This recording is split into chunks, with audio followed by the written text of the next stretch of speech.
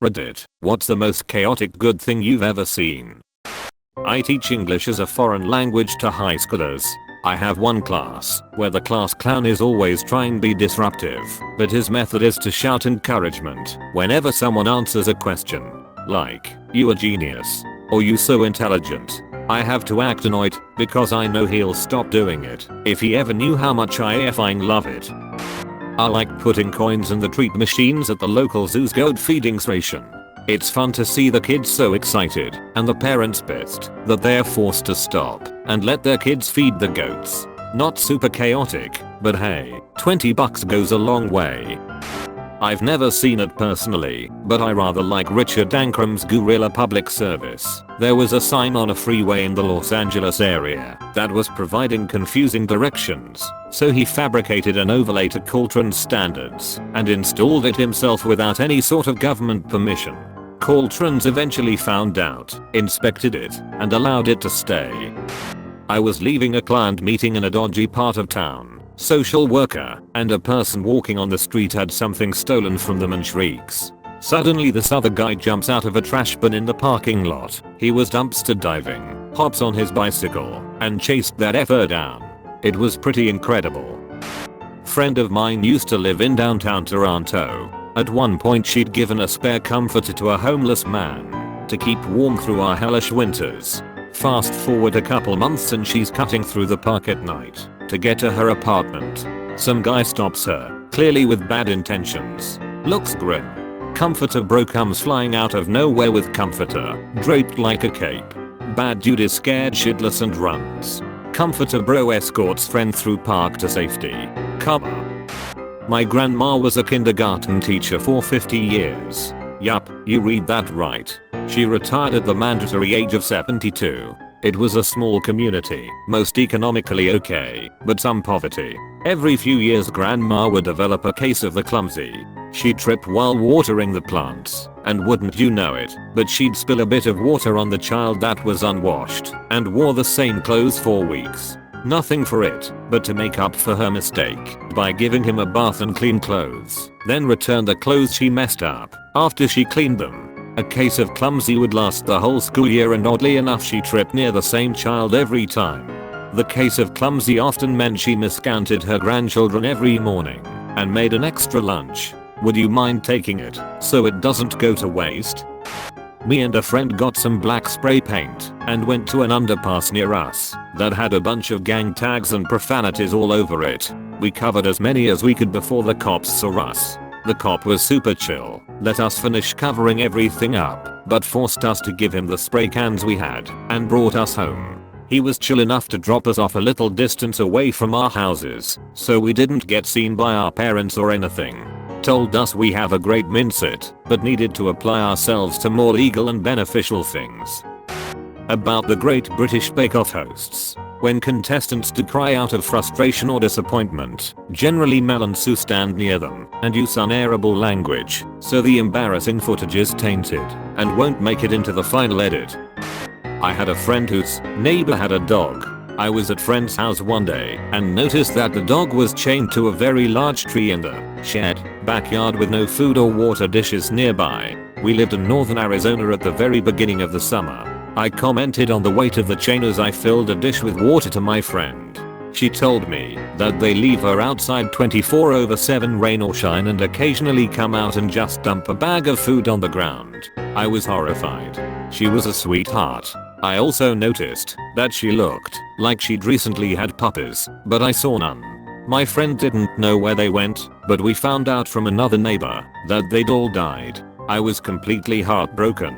I started coming to my friend's house almost every day to visit her. Found out her name was Maya. She was so sweet and surprisingly enough not shy at all, unless you raised your voice or looked threatening even a little. Then she'd immediately roll onto her back and pee. She was perfect, and I couldn't let her live like this anymore. So one night about 2 weeks after I'd met her, I came over to my friend's house with some borrowed bolt cutters in the middle of the night. We stole Maya. I took her home and immediately got her in the tub. I don't think the poor thing had ever had a bath before, she was so terrified of the water. I ended up sitting down in the tub with her while we bathed her. We had to rinse and repeat 4 times before we got all the dirt and hair and grime off of her. My pipes ended up clogged because of the hair. We then gave her as much food and water as she could possibly want, and then quickly discovered she went bananas over a laser pointer. She was my sweet girl, but unfortunately we had her less than a month. We lived in a small town and a kid recognized her as her aunt's dog. I immediately found a friend that owned a ranch with sheep and plenty of room to run, and he took her, and she has an absolutely amazing life now. She's a red healer, so it makes complete sense. The very next day, after sending her away, I got a knock on my door. It was the woman and her young children. They asked if I'd seen their dog, with the woman laying on the guilt thick that her children missed her greatly. I'd spent hours sitting outside with this dog and never once saw any of these people. I played dumb and told her that if I saw her dog I'd let her know. She didn't believe me, so I invited her inside to see for herself. There wasn't a trace of Maya in the house. I immediately took down the pictures I'd posted on social media as well, just in case. F people who treat animals like that. I'd do it again in a heartbeat.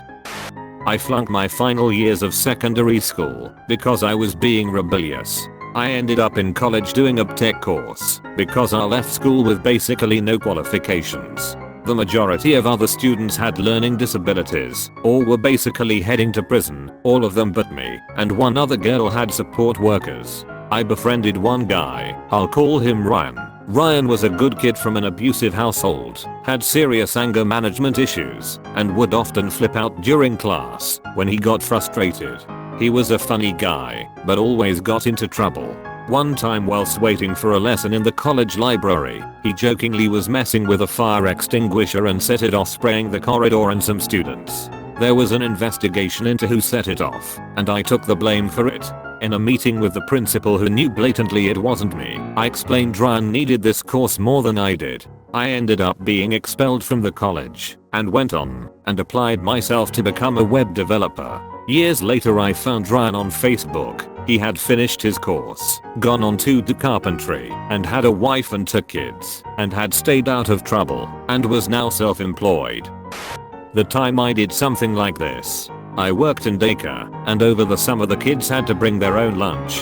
One extremely undernourished and developmentally behind toddler only got things like chocolate frosting between slices of white bread for lunch. I started packing extra of my own lunch with healthy stuff like yogurt and fresh vegetables, and sat her on my lap each lunchtime and coaxed her to eat. It was totally against the rules and probably illegal, but the lead teacher and I couldn't just sit there and watch her literally eat frosting for lunch, so I got permission to take over myself. We just kept it quiet. On a crowded, slow-moving subway car full of angry commuters in Boston, these 2 women started arguing when one bumped into the other. A giant of a man stepped between the 2 and at the top of his lungs started belting out "Xera Xera" in his most Forks operatic voice. It worked like a tranquilizer. In high school, 2 random girls who had nothing to do with me and never spoke to me before or after that occasion came up to me. They said, "We saw Em treat you like trash and heard her talk sh about you and your family. You're coming with us now, and you're gonna confront her, and if she doesn't say sorry you're gonna punch her until she apologizes and promises to never mistreat you again.